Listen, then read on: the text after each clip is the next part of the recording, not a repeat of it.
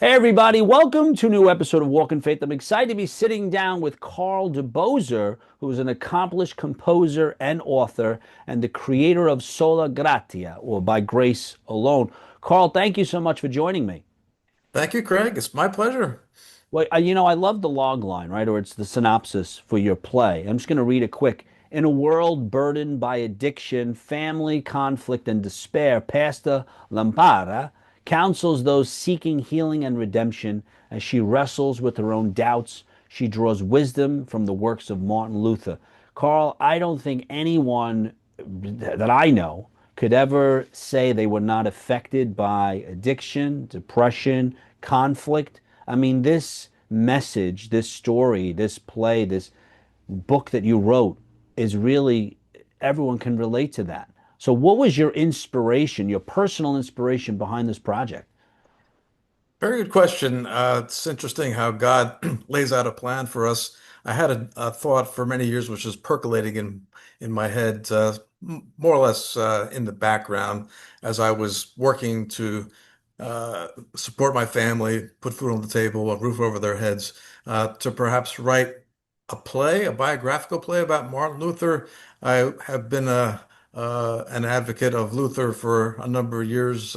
He's had a very positive impact on our world for the most part. Nobody's perfect, but he was definitely a key historical figure. And as I was thinking through this, certain things happened in our lives, our family. Our son, who has given me permission to share this story, when he went to college, got involved with a bad crowd and got involved with drugs. Mm. And it was a shock to us when he called us from prison after he'd been arrested. It was like, didn't we tell you that using and selling drugs was probably a bad idea? But our kids make their own decisions ultimately, and of course, you can't help as a parent but think, well, maybe this was my fault. Right. But we have walked through this fire together, and he's in a pretty good place now. But it forced me to take a different look at Luther and how I might incorporate it into a story. So, our son's troubles opened my eyes to how big this problem is of addiction. Went to parent support group meetings to try to figure out how to deal with the situation and heard so many horrific stories. It's just terrible how it's affecting families in our society. But I learned that grace is such a key element in the recovery for addicts. They have to be able to come to a point where they can forgive others who have perhaps helped to get them into this terrible situation, and even to forgive themselves. It's an important concept for all of us, of course, but especially for addicts, I find. So the story is a present day story that shows folks encountering problems that many of us do encounter, and including this problem of addiction. And Luther is referenced in conversation initially, and then ultimately he makes spiritual appearances to a few of the characters, sort of like Jacob Marley in Christmas Carol, but he doesn't have all the chains around him, and he's giving positive advice to the people that he appears to.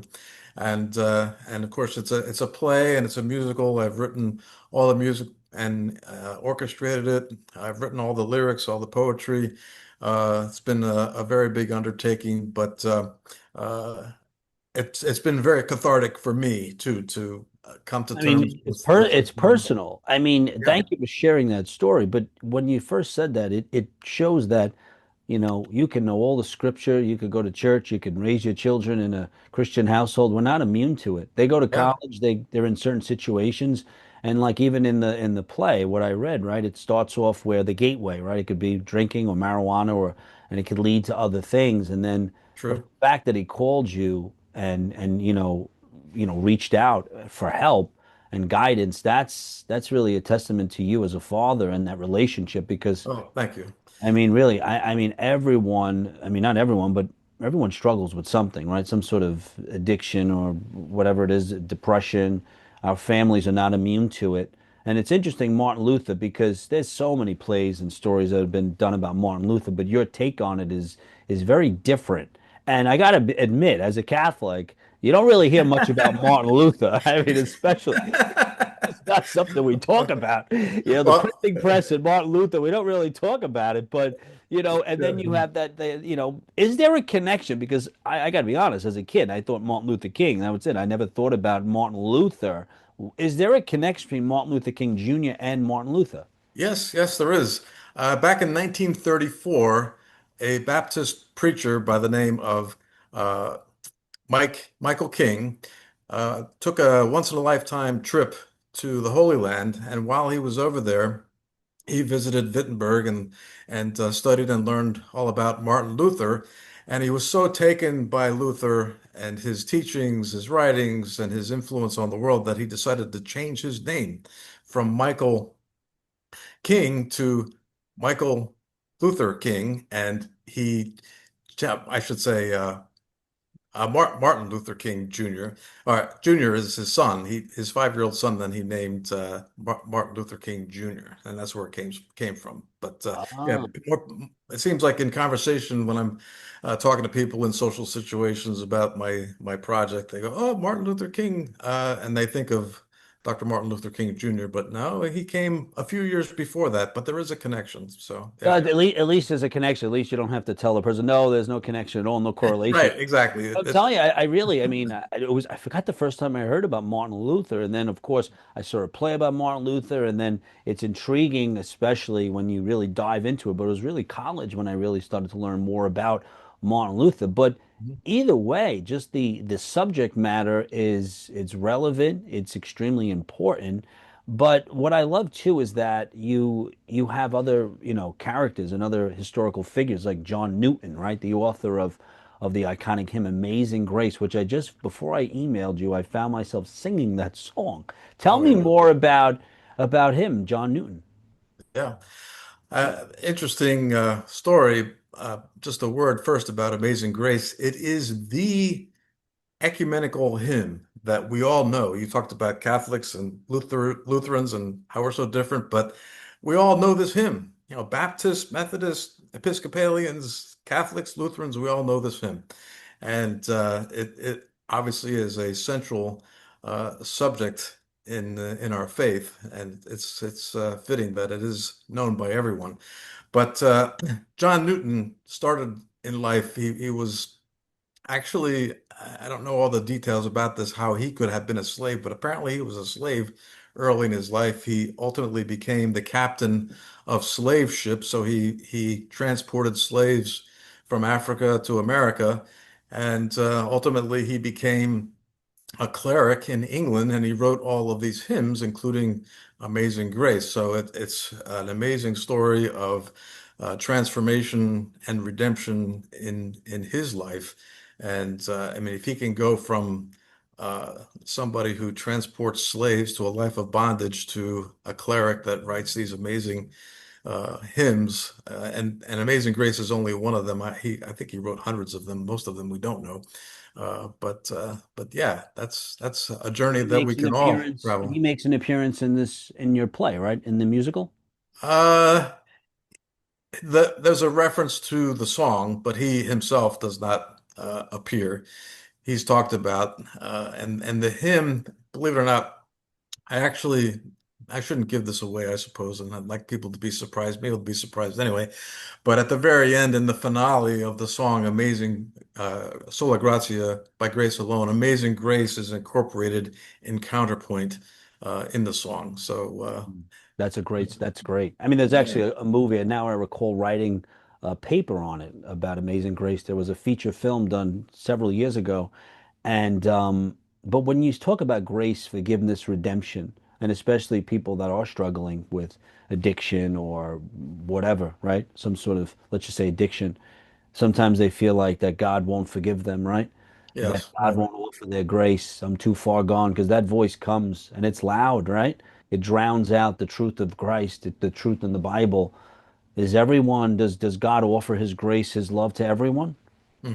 Yes, absolutely. And that's the message of the story.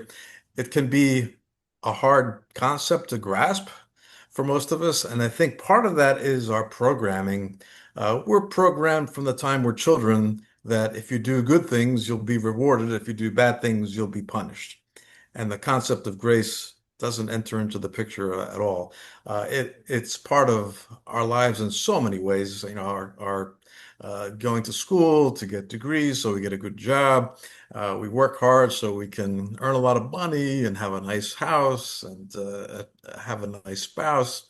Uh, it's just part of being human, I guess.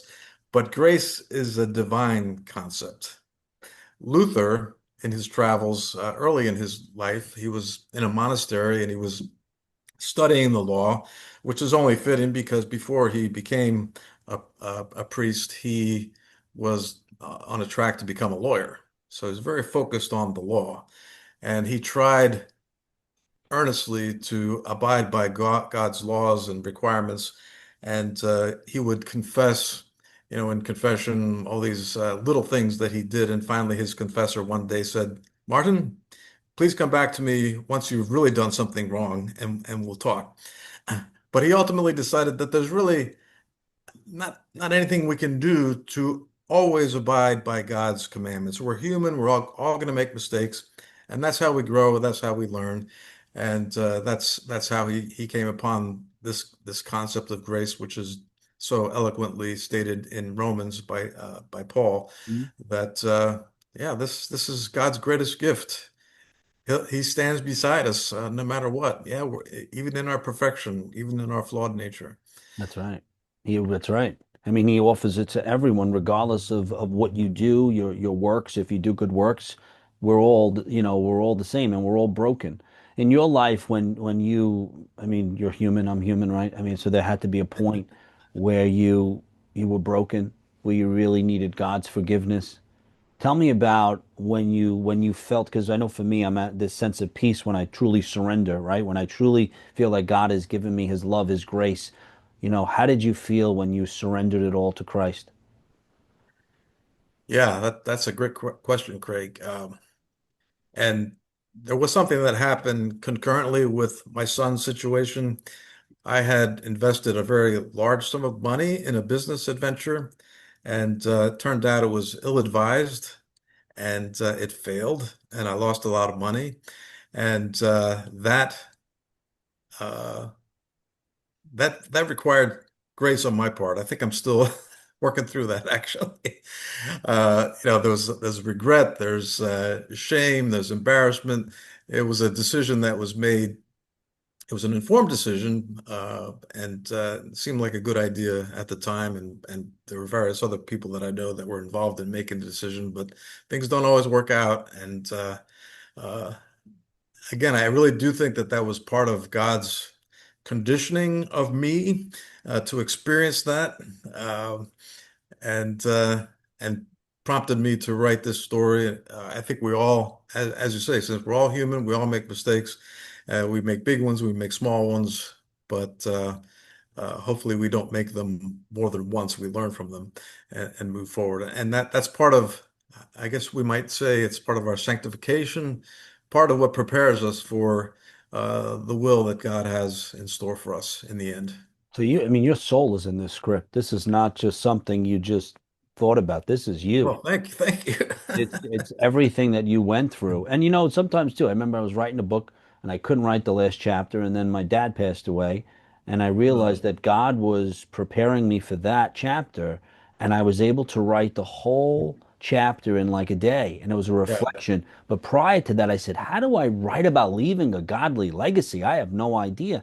And then yeah. I realized that it was God was preparing me for something, and I was able to express myself and put my heart into it, my soul, like you have done in the writing in this story. And then you talk about, like, what we go through, and you talk about the prodigal son, right? I mean, Mm, that story, to incorporate that is something at some point I'd love to see a film, a modern day film based on that, on the prodigal son, that parable. sure. It Yeah, is so powerful. So it why is. did you decide to incorporate the prodigal son into your story? Well, it's one of the most powerful parables that Jesus shared. Uh, I think we all understand on one level about a father, a family accepting a wayward child back into the fold, but there's so many different lessons that can be interpreted from that story. Uh, there's grace on every level, but I think even the father's position of welcoming his lost son home after the son basically betrayed his father because he spent his inheritance and went off and lived an ungodly life. But it doesn't say in the parable that the son is going to pay back everything that he wasted. Mhm. That's not there. It doesn't even say that he feels sorry about it. He just is destitute, and Yep. his father is just filled with joy that he's come back home. And then there's the other son who has stayed home and has lived a good life and done what his father requires of him. And there's his whole reaction, which we can take meaning from in that story and that aspect of the story. So it's so rich, and we can learn so much from that. Children can learn from the story. Older people can learn from this story. It's pretty universal. Yeah, no, and I always look at it from a different perspective. One I actually borrowed from Bishop T.D. Jakes, his perspective on that story, I think about all the time. But it is every time I read that story, and it's not a long parable, but I read it and I always think about different aspects about the animals, right? When he's in the pen, the hog pen. Mm, Like imagine their perspective, like if it was done in a more of an animation. But there's so mm. much to that story, and I'm glad you added that in. So now, what do you hope? Because there's a lot going on, right? We have addiction, we have depression. I mean, the story is vast, amazing music.